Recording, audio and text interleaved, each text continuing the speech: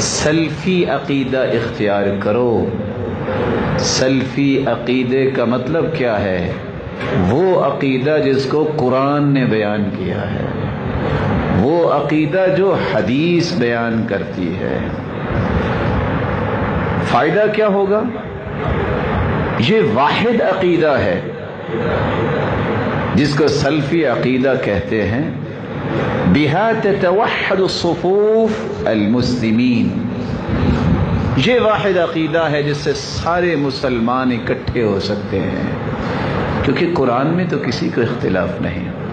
اختلاف ہو سکتا ہے میری بات میں، آپ کی بات میں، فلاں کی بات میں، لیکن جو اللہ نے فرما دیا، جو اس کے رسول نے کہہ دیا، اس سے بڑا سچ تو دنیا میں کوئی نہیں۔ جو قرآن و حدیث عقیدہ بیان کرے گا اس کو سلفی عقیدہ کہتے ہیں، اور یہی وہ ایک عقیدہ ہے جس سے پوری دنیا اکٹھی ہو سکتی ہے، اختلاف ختم ہو سکتا ہے۔ اور اگر اس کو اختیار نہ کیا جائے تو پھر ہر بندے کی اپنی رائے ہے، ہر بندے کی اپنی سوچ ہے۔ ایک کہتا میرے بڑے نے اس طرح کہا، دوسرا کہتا ہے تیرا بڑا ہے تو میرا بھی تو بڑا ہے، اس نے اس طرح کہا ہے، تیسرا کہتا ہے تم دونوں سے میرا بڑا ہے۔ اختلاف ختم نہیں ہوگا۔ سلفی عقیدہ اس کو کہتے ہیں جو قرآن و سنت سے ماخوذ ہو۔ دوسرا اس کا فائدہ یہ ہے کہ یہ سلفی عقیدہ یہ ہر وقت انسان کو قرآن و سنت کے ساتھ جوڑ کے رکھتا ہے۔ ترتبط المسلم بالکتاب والسنہ والجیل الاول من الصحابہ۔ کیوں قرآن و سنت سے سلفی عقیدہ جوڑ کے رکھتا ہے؟ کیونکہ وہ مانتا ہی قرآن و سنت کو ہے۔ اس نے دیکھنا ہے قرآن کیا کہتا ہے، پڑھنا پڑے گا، قرآن سمجھنا پڑے گا۔ اس سے دیکھنا ہے حدیث کیا کہتی ہے، حدیث پڑھتا ہے، حدیث کو سمجھتا ہے، وہ تیسری بات کی طرف جاتا ہی نہیں ہے۔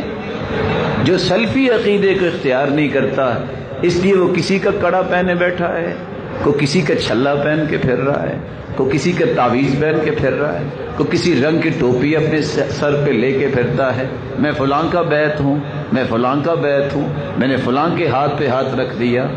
سچا مسلمان کہتا ہے میں نے قرآن اور حدیث جس کو اللہ کے رسول دنیا کو دے کے گئے ہیں، میں اس کو اپنا عقیدہ بناتا ہوں۔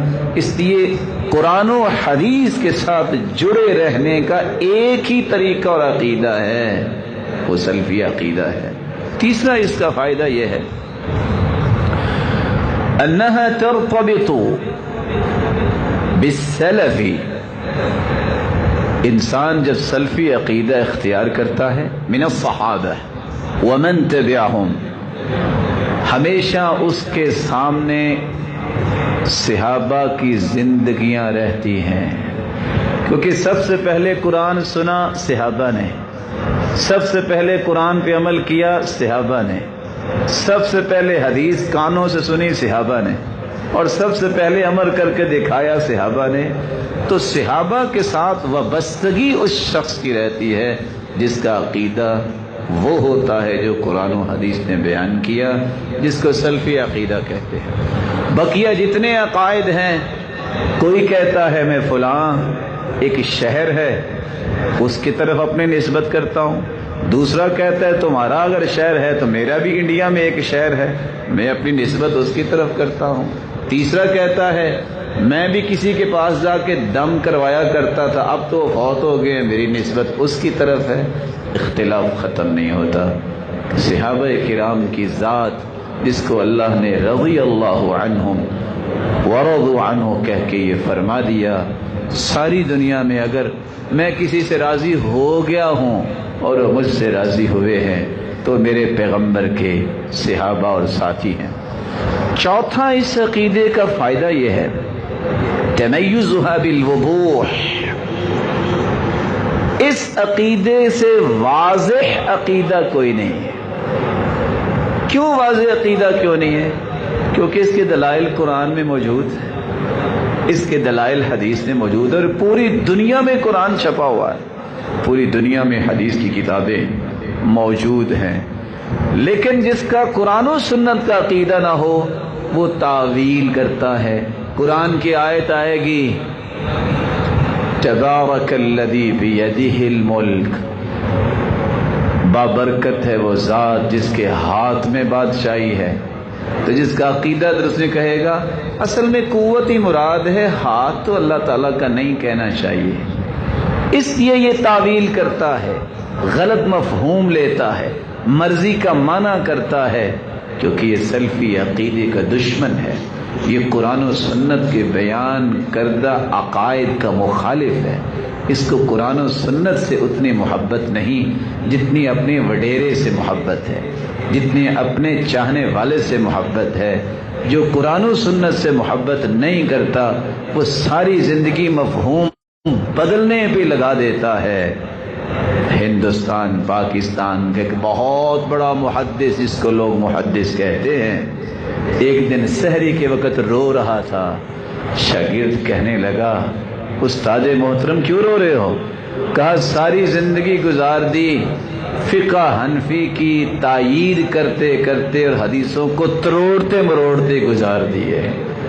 کہا آپ تو محدث ہیں، آپ کا یہ حال ہے تو ہمارا کیا بنے گا؟ جب انسان کا عقیدہ اور منہج درست نہیں ہوتا پھر وہ آیت کا معنی بھی مرضی کا کرتا ہے، حدیث کا معنی بھی اپنی مرضی کا کرتا ہے۔ عقیدہ اور منہج صحیح ہوتا ہے تو وہ کہتا ہے معنی وہی ہوگا جو اللہ کے رسول نے کیا، معنی صحیح وہی ہے جو صحابہ نے کیا، اس کے سوا کوئی معنی صحیح نہیں ہو سکتا۔ پانچواں اس عقیدے کا فائدہ یہ ہے تعطی صاحبہ الرضا والاطمئنان لقدر اللہ وتقدیر عظم اللہ سبحانہ وتعالی۔ اس عقیدے پہ جب انسان آتا ہے تو پھر دل میں سکون آتا ہے، پھر دل میں اطمینان آتا ہے، پھر انسان اللہ پہ راضی ہوتا ہے۔ سبب کیا ہے؟ قرآن ہے اور حدیث ہے۔ سکون اور اطمینان اللہ نے رکھا ہی قرآن اور حدیث میں ہے۔ اس کے مقابلے میں جو اس عقیدے کو اختیار نہیں کرتا، ایک قبر پہ اس کو شفا نہ ملے دوسری قبر پہ، اس پہ شفا نہ پہ کسی اور سے تعویذ لیتا ہے، اس سے نہ ملے کسی اور کے سامنے سجدہ ہوتا ہے۔ قلق، اضطراب، پریشانی، دھکے اس کے ختم نہیں ہوتے۔ زندگی کو سکون اور اطمینان ملتا ہے، اس عقیدے سے ملتا ہے جو عقیدہ قرآن و سنت سے ثابت ہے، جس کو سلفی عقیدہ کہا جاتا ہے۔